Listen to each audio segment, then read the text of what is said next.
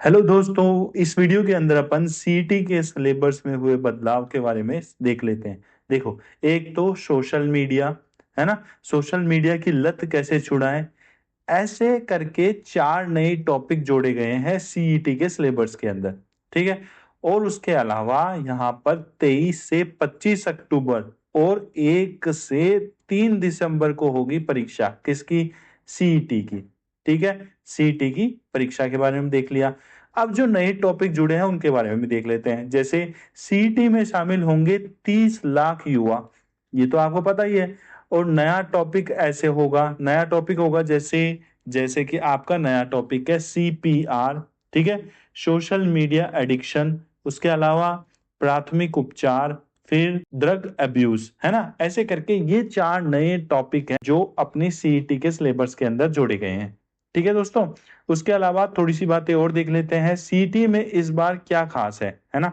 पात्रता अब 3 साल रहेगी, पहले 1 साल की थी, अब 3 साल तक इसकी पात्रता रहेगी। मतलब अगर आपने एक बार सीईटी का पेपर दे दिया तो 3 साल तक उसकी वैलिडिटी रहेगी। ठीक है।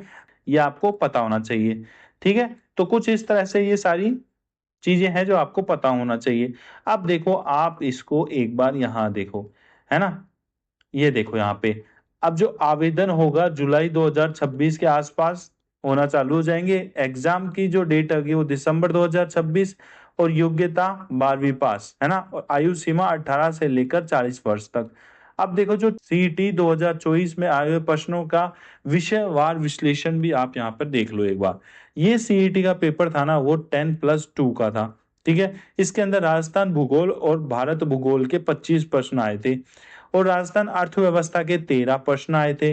राजस्थान राज्य व्यवस्था, इसके 10 प्रश्न आए थे। राजस्थान इतिहास व कला संस्कृति के 14 प्रश्न आए थे। ये 2024 के पेपर में जितने प्रश्न जिस टॉपिक से आए थे उसका आपको एक ओवरव्यू बता रहे हैं, है ना। और साइंस के अंदर जो सब्जेक्ट था उसके 20 प्रश्न आए थे। और समसामयिकी के अंदर 18 प्रश्न आए थे। रीजनिंग के 15 प्रश्न आए थे। हिंदी के 10 प्रश्न आए थे। अंग्रेजी के भी 10 प्रश्न आए थे। कंप्यूटर के 5 प्रश्न आए थे और गणित के 10 प्रश्न आए थे। तो कुल मिला के आपके पेपर के अंदर प्रश्नों की संख्या किस टॉपिक से कितने आए थे वो हमने आपको यहाँ पे बता दिया है। ठीक है। उसके अलावा जो इम्पोर्टेंट बात है वो क्या है, परीक्षा में नेगेटिव अंकन मतलब नेगेटिव मार्किंग रहेगी, ये आपको पता ही है। सभी प्रश्न बहुविकल्प मतलब एमसीक्यू मल्टीपल चॉइस क्वेश्चन होंगे। प्रत्येक सही उत्तर के समान अंक दिए जाएंगे। समय प्रबंधन के साथ सभी विषयों का संतुलित अभ्यास करें, है ना। उसके अलावा पिछले वर्षों के प्रश्न पत्र हल करें और नियमित मॉक टेस्ट दें। ठीक है। ये सब आपको करना पड़ेगा। अगर आप इस पेपर को पास कर लोगे तो बहुत साल के पेपर ऐसे हैं जिनके आप पेपर दे सकोगे। इसलिए इस पेपर को क्लियर करना आपके लिए बहुत जरूरी है। ठीक है। अब जैसे कि अपने जो 4 सब विषय जुड़े हैं उनको अपन थोड़ा थोड़ा देख लेते हैं कि कैसे क्या आएगा।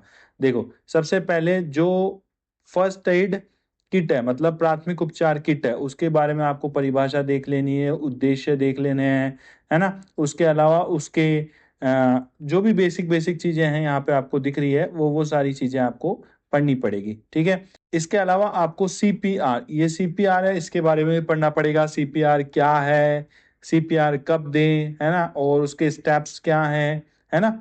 और सीपीआर अनुपात क्या होता है, एईडी क्या है ना, सीपीआर रोकने की स्थिति, ये सब चीजें आपको पढ़नी पड़ेगी। और महत्वपूर्ण तथ्य, है ना, एग्जाम पॉइंट के हिसाब से जो महत्वपूर्ण तथ्य हैं वो भी याद करने पड़ेंगे। तो सीपीआर के बारे में भी आपको बेसिक बेसिक जानकारी पढ़नी पड़ेगी। और जो सिलेबस दे रखा है उसके अकॉर्डिंग आपको इसको टॉपिक को पूरा पढ़ना पड़ेगा।